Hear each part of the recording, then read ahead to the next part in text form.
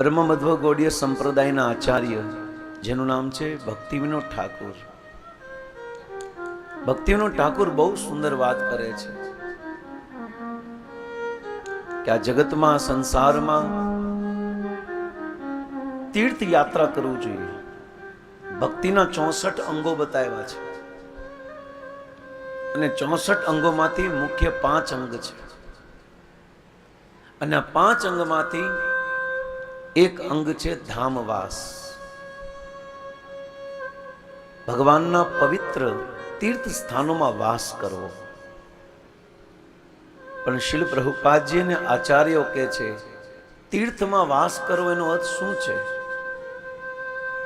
બધા તીર્થ સ્થાનમાં અલગ અલગ જગ્યાએ આંટો મારો દર્શન કરવા એ છે, પણ આચાર્ય અને સંતો કહે છે કે વાસ્તવમાં તીર્થ સ્થાનનું મહત્વ એ છે,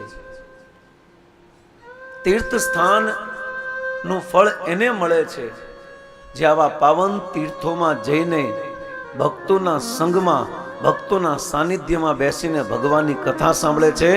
આ વ્યક્તિને તીર્થ સ્થાનનું ફળ अपने आप પ્રાપ્ત થઈ જાય છે. તીર્થ યાત્રા કરવું એ મહત્વ નથી, દોડાદોડી નહીં કરો. બહુ હરિદ્વાર, દેવભૂમિ હરિદ્વાર જેવા પાવન પવિત્ર તીર્થોનો સાર એ છે કે આપણે ભક્તોના સંગમાં બેસીને કૃષ્ણની કથા સાંભળીએ. બસ તીર્થોના દર્શન આંખ કરતા કાનથી કરી શકાય છે. અને આ ભાગવત આપને કાંતિ આ બધા તીર્થોના દર્શન કરાવે છે, કાંતિ ભગવાનના દર્શન કરાવે છે. તો તીર્થ સ્થળનું વાસ્તવિક મહાત્મા દોડા દોડીને ફરવું નથી, પણ અમુક સમય ભક્તોના સંગમાં બેસીને આપણા મનના મળને મેલને દૂર કરવા વાળી એ માધવની કથા શ્રવણ કરવાથી છે. આજ ક્રમને આપણે આગળ વધારીએ. ગત સત્રમાં આપણે સાંભળ્યું પિતામહ ભીષ્મએ પોતાનું શરીર છોડ્યું છે અને ભીષ્મને અપલક કૃષ્ણને જોયા. પલક ઝબકી નથી, આંખ બંધ નથી કરી, નિરંતર ભગવાનના દર્શન કર્યા છે ભીષ્મએ. અને ભગવાનના દર્શન કરતા કરતા કરતા પલક પપટાવ્યા વગર, બંધ કર્યા વગર પિતામહ ભીષ્મએ પોતાના પ્રાણ ભગવાન કૃષ્ણના ચરણમાં સમર્પિત કરી દીધા. આ જગતની પરમ સિદ્ધિ છે અંતે નારાયણ સ્મૃતિ. મનુષ્ય જીવન પ્રાપ્ત થયું છે. શીલ પ્રભુપાદજી કહે છે એનો સાર એ છે કે અંત સમયે જો ભગવાનના નામનું સ્મરણ થાય, ભગવાનના નામનું ચિંતન થાય, ભગવાનની યાદ આવે અને ભગવાનનું સ્મરણ કરતા કરતા અગર કોઈ વ્યક્તિ પોતાનું આ સ્થૂળ શરીર છોડશે, આ ભૌતિક શરીર છોડશે ને, તો અંત સમયે એને ભગવાનની પ્રાપ્તિ થશે. કારણ કે શરીર 9 દ્વેહી દ્વારમ, આ શરીરમાં 9 દ્વાર છે. 2 આંખ, 2 કાન, 2 નાસિકા, એક મું, મળ અને મૂત્ર ત્યાગ કરવાના 9 માર્ગ. આ શરીરમાં 9 દરવાજા છે અને આપણા શરીરની અંદર રહેલો પ્રાણ આ 9 માંથી કોઈ એક દરવાજામાંથી બહાર નીકળે છે. અને 10મો દરવાજો, 10મો દ્વાર કીધો છે બ્રહ્મરંધ્ર. જે મોટા મોટા યોગીઓ, ઋષિ મુનિઓ પોતાના પ્રાણ બ્રહ્મરંધ્રમાંથી બહાર કાઢે છે પોતાની ઈચ્છા પ્રમાણે. ભીષ્મને પણ પોતાની ઈચ્છિત મૃત્યુનું વરદાન હતું,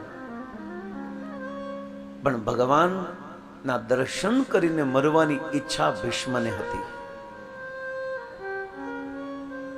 એટલા માટે જ્યારે સૂર્ય મકર રાશિમાં પ્રવેશ કર્યો અને ઉત્તરાયણનો દિવસ હતો,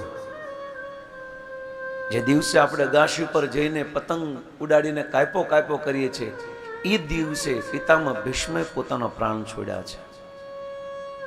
ઉત્તરાયણના દિવસે जब सूर्य मकर राशि में प्रवेश करते हुए उत्तर तरफ अयन करते हैं, उसी समय पितामह भीष्म ने अपने प्राण को छोड़ा है। तो શું 14મી જાન્યુઆરીની રાહ જોતા હતા ભીષ્મ? ઉત્તરાયણની રાહ જોતા હતા? સૂર્ય મકર રાશિમાં આવે અને ઉત્તર તરફ દોડે એની રાહ જોતા હતા? નહીં. સંતોને આચાર્ય કહે છે કે વાસ્તવમાં ભીષ્મ ઉત્તરાયણની રાહ જોતા હતા, પણ ઉત્તરાયણ પતંગ ઉડાડવાળી ઉત્તરાયણ નહીં. ભગવાન કૃષ્ણનું એક નામ છે ઉત્તરાયણ. તમે કહેશો એ તો સાંભળ્યું નથી, પણ આનો અર્થ તમને કહું છું. ઉત્તરાયણ, જે ઉત્તરના ગર્ભમાં જેને અયન કર્યું છે એને કહેવાય ઉત્તરાયણ. અને ઉત્તરના ગર્ભમાં જ્યારે પરીક્ષિત મહારાજ હતા અને પરીક્ષિત મહારાજની રક્ષા કરવા માટે જ્યારે ભગવાને ઉત્તરાના ગર્ભમાં પ્રવેશ કર્યો ત્યારે ભગવાન દ્વારકાધીશનું નામ પડ્યું ઉત્તરાયણ. અને ઈ ઉત્તરાયણની રાહ હતી, ઓલા ઉત્તરાયણની રાહ નહોતી. जिस भगवान कृष्ण ने उत्तरा के गर्भ में प्रवेश करके अपने सुंदर स्वरूप से, अपने दर्शन से परीक्षित महाराज का प्राण प्रकट करवाया, परीक्षित महाराज को जागृत कर दिया, ऐसे उत्तरायण का दर्शन करते हुए पितामह भीष्म ने अपने प्राण को छोड़ा था. શિક્ષા લેવા જેવી ઈ છે કે આપણું મરણ જ્યારે થાય ને, એ મરણ સમયે 9 માંથી કોઈ પણ એક દરવાજામાંથી આપણા પ્રાણ જશે. ગરુડ પુરાણમાં એવું કીધું છે કે અગર કોઈ વ્યક્તિના પ્રાણ મળ અને મૂત્ર ત્યાગ કરવાની જગ્યાએ જશે તો એ વ્યક્તિને નરકની પ્રાપ્તિ થાય છે. આપણા પૂર્વજો જો એમના પ્રાણ સમય પથારીમાં મળ અને મૂત્ર નીકળી ગયું હોય તો એ સંતાનો સાવધાન રહે કે એના પૂર્વજો નરકમાં ગયા છે.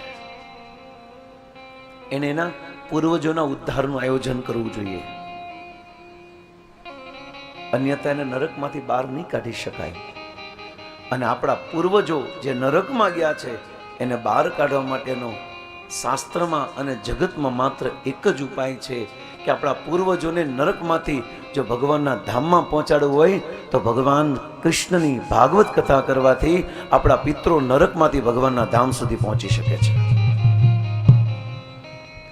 અને આ રીતે શરીરમાંથી અગર આંખમાંથી, નાસિકામાંથી અને કાનમાંથી પ્રાણ જાય છે તો એવું સંતોનું કહેવું છે કે એ વ્યક્તિને સ્વર્ગની પ્રાપ્તિ થાય છે. પણ નરકમાં ગયા પછી પણ પાછું આ જગતમાં આવવું પડશે અને સ્વર્ગમાં ગયા પછી પણ આ જગતમાં આવવું પડશે. ક્ષણે પુણ્ય મૃત્યુલોક વિશંતિ. પણ અગર કોઈ વ્યક્તિના પ્રાણ, અગર કોઈ મનુષ્યના પ્રાણ ભગવાનનું નામ લેતા લેતા મુખમાંથી નીકળશે, અગર કોઈ જીવાત્માના, અગર કોઈ સાધક, અગર કોઈ ભક્તના પ્રાણ ભગવાનનું નામ લેતા લેતા મુખથી નીકળશે તો એ વ્યક્તિ મર્યા પછી ભગવાનના ધામમાં પહોંચી જશે. 100%ની ગેરંટી છે. અચ્છા, કોની ગેરંટી છે? મારી તમારી નથી. કુરુક્ષેત્રના મેદાન ઉપર ભગવાન કૃષ્ણની ગેરંટી છે. યમ યમ વ્યાપિ સ્મરન ત્વજેતંતે કલેવરમ તમ તમ વેતિ કૌંતેય સદા તદ્ભાવાય.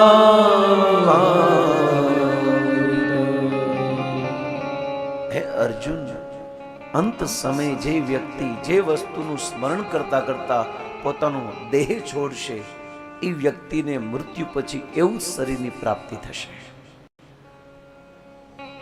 અને પિતામહ ભીષ્મએ આ જગતના લોકોને શીખવાડ્યું કે વ્યક્તિ પોતાના પ્રાણ કઈ રીતે છોડવા જોઈએ.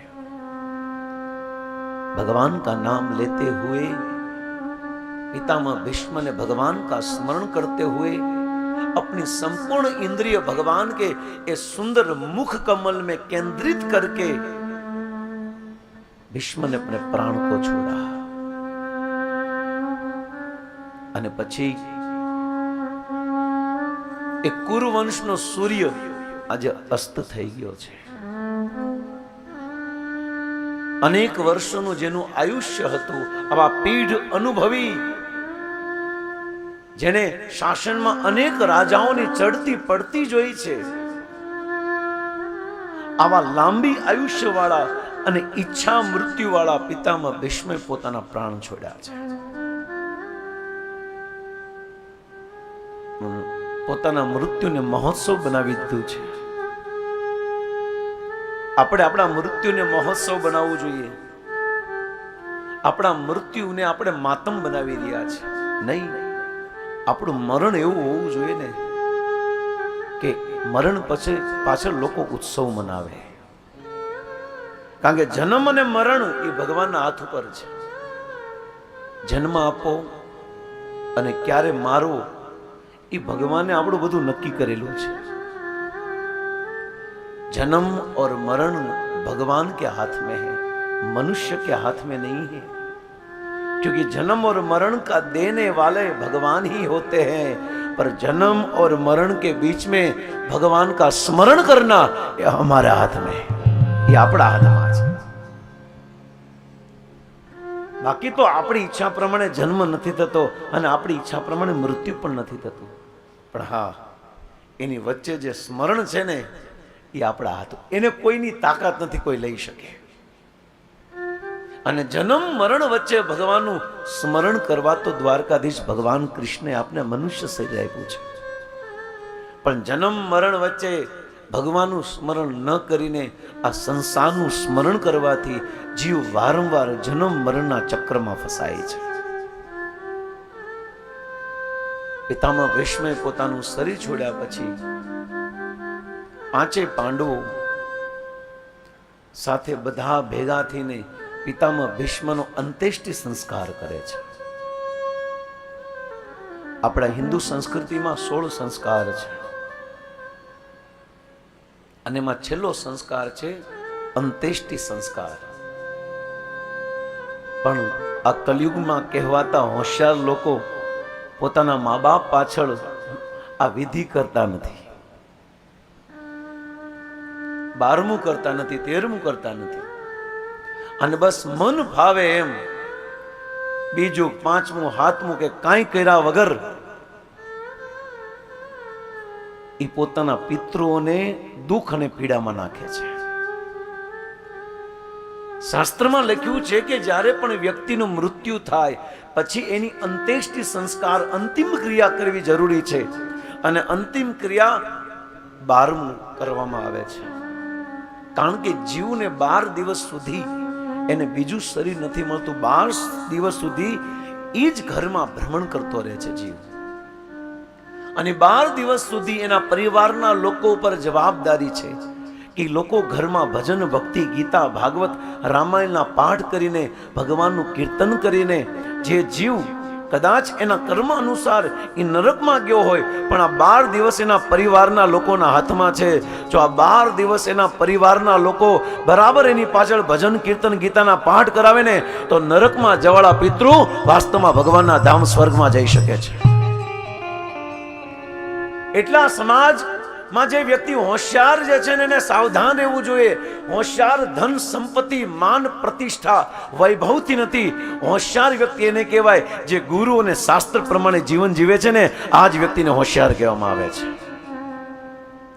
પણ દુઃખની વાત એ છે કે લોકો પાસે સમય નથી અને મર્યા પછી ક્યાં કોઈએ જોયું છે એવી ફાલતુ વાતો કરીને આ સમાજને પણ ગેરમાર્ગે દોડાવે છે અને ખુદ પણ દોડે છે.